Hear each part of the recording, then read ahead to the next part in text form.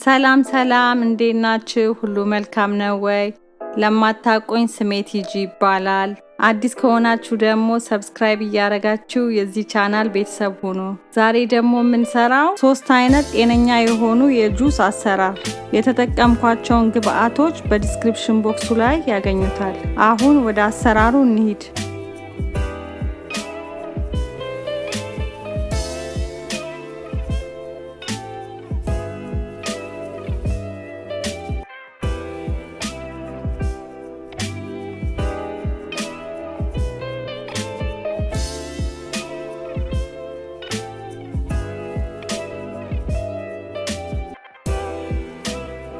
የተጠቀምኳቸው ፍሩቶች ፍሮዝን ናቸው።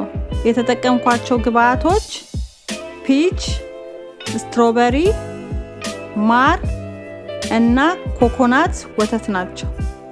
እነዚህን ግብአቶች በአጠቃላይ በጁስ መፍጫ ውስጥ ጨምረን እንፈጫቸዋለን። ጁሱን ለማጣፈጥ የተጠቀምኩት ማር ነው።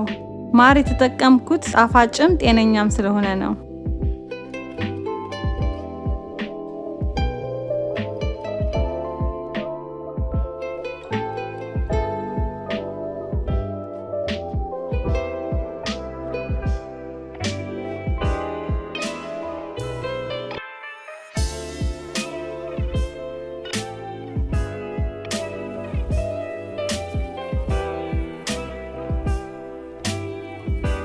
ከተፈጨ በኋላ ይኸው እንደምታዩት ከለሩ ያምራል፣ በጣም ይጣፍጣል፣ ቆንጆ ነው።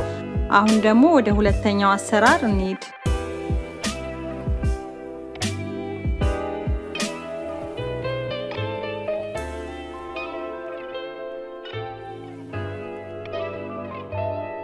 ኮኮናት ወተት፣ አናናስ፣ ብላክ ቤሪ እና ማር ናቸው።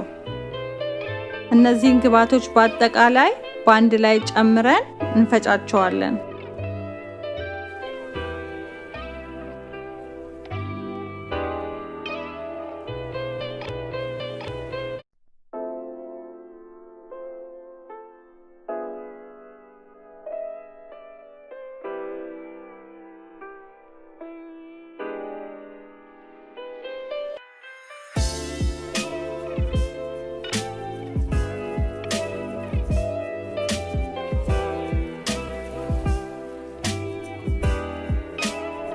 ይሄኛው ጁስ ደግሞ አናናሱ በጣም ይጣፍጣል። ልክ እንደ ክሬም ነው የሆነው ከብላክ ቤሪው ጋር በጣም ልዩ ነው። በእውነት ትወዱታላችሁ።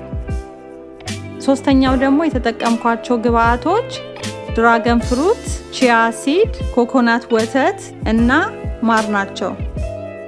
አሁንም ግብአቶቹን እንፈጫቸዋለን።